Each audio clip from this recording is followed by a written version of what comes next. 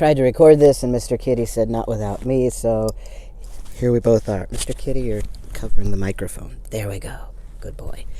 So it's been like, I guess, 3 years since I updated this channel, and the other day I tried making an update video, and every time I tried it ended up being like a half hour long, and y'all don't want to sit through a half hour long video, I guarantee that. So this is my TLDR version, right? So Mr. Kitty's still alive. He's now 14 years old. Yes, you are an old kitty. I call him La Maljuna Catiro, which is Esperanto for the old kitten. He is missing a bunch of teeth now. He only has one fang left. We had to have 7 or 8 pulled a few years back when one of his fangs fell out by itself. And I took him to the cat dentist, and yeah, that was a whole scene. So let's see. I haven't been good at keeping up with comments on this channel because there was this dumb Google Tech fork issue that still hasn't really been resolved, but a computer wizard showed me a cool back door to get back into my own email account. So a couple of times a week I'll be checking it just to see if there are updates about comments here. Try to play nice because like I won't be around except a couple of times a week, but I will make sure to check that. So yeah, if you want to make comments, please do, and I will eventually see them and comment back. I really appreciate engagement. Get your paw out of my microphone cord. I'm not in Colorado anymore. I was in the Front Range when last I was updating this channel. That's, for those who don't know Colorado, that's the like Longmont, Boulder, Denver, Littleton, the like east of all the mountains. I spent about a year in the Western Slopes, which is west of the mountains. I was working as a DSP, which is a direct support professional, meaning that I was helping other autistic people and people with other developmental disabilities with the tasks of daily living and stuff. I got some amazing training.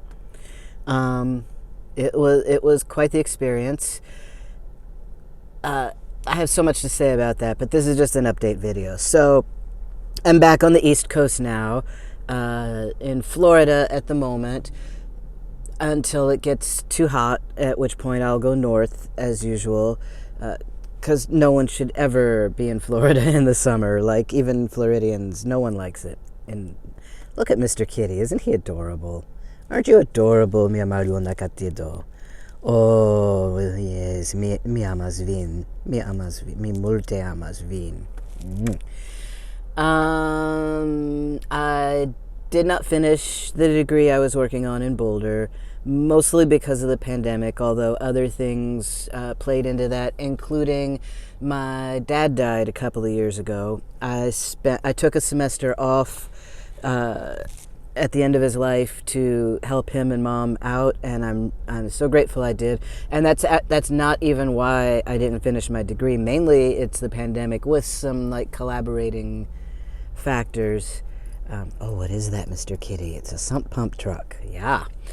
Let's see. Email, moved, Mr. Kitty, the degree, my dad. I think that's about it.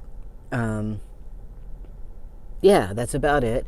What am I doing now? Oh, well, this second I'm putting Mr. Kitty down.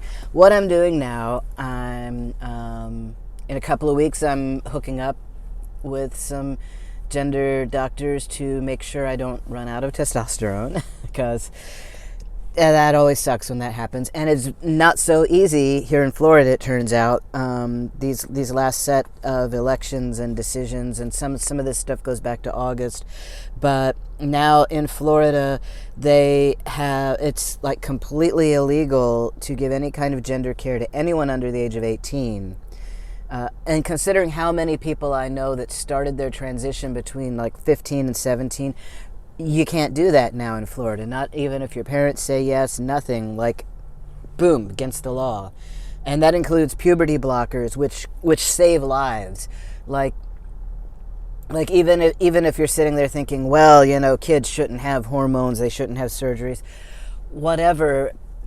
they're gonna have puberty, and puberty blockers are a reversible way, because you can stop taking them and your puberty will come later, but you'll have it.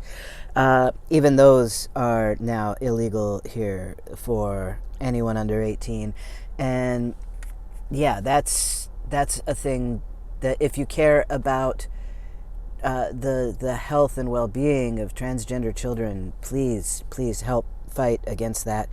But another fallout is that trans people of any age cannot get any gender-affirming care on Medicaid, which I'm on Medicaid, and that 9,000 transgender people in the state of Florida are on Medicaid and can't even get, like a $10 vial of testosterone.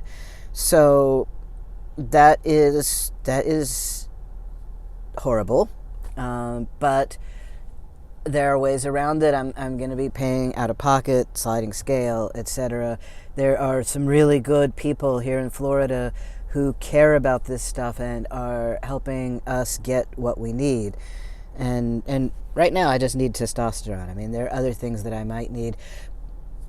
But also, before you think, oh, well, I disagree with trans healthcare, you need to remember that, like, a few years back, I had pneumonia and had a really hard time getting medical treatment for my pneumonia, because the doctors, no one wanted to treat me because they don't specialize in transgender care, because apparently I have transgender lungs.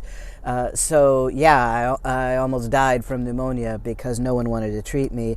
That's what, regardless of what you think about people getting hormones, etc., that's what you're setting people up for when you make it illegal to get trans health care. So there's my soapbox. There's Mr. Kitty's politics for the day, right? Mr. Kitty's a very political kitten, aren't you? Yes, he is. So yeah, that's it. That's the basic catching you up with stuff. I will post more videos. I will keep you up to date. I'm obviously still living in a vehicle. This one is smaller. I was living in minivans. Now I'm living in an SUV, and I can't say I really appreciate the downsizing, but life is what it is, and I'm adjusting pretty well. Let me know in the comments if there's things you would like me to talk more about. Like being transgender on the road, like Florida Trans Care, like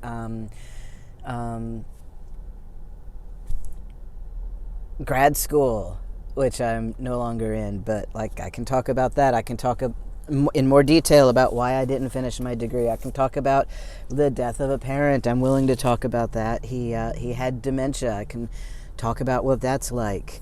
I can talk about being in love with a very old cat. Yeah, or any kind of autism topic. Oh yeah. I want this to come in under 10 minutes, but I edited a book. It came out in 2020. I am not even going to see any royalties until March, and then all of that is promised to my contributors because it's an anthology, and I have honoraria to pay when that comes in. But it's called Spectrums: Transgender Autistic People in Their Own Words. It's from Jessica Kingsley Publishers. Like I say, it came out in 2020. I should have pulled out my copy so I could show you the cover. It's purple and it says Spectrums on it a whole bunch of times. And I would really dig it if you bought a copy. Not for me, for the contributors. Their work is amazing. The